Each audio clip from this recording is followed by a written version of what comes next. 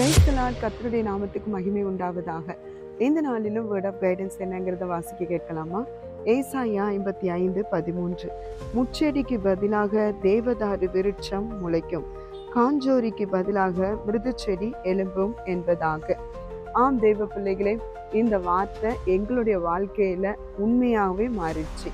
எந்தெந்த இடத்துல ஆண்டவர் வந்தாரோ அந்த இடம் பாருங்க, தேவதாரு விருட்சம் முளைத்தது.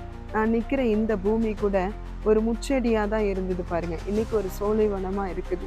காரணம், கர்த்தரை துதிக்கிற துதி இந்த தோட்டத்துல ஆண்டவரே முளைக்க வச்சாருங்க.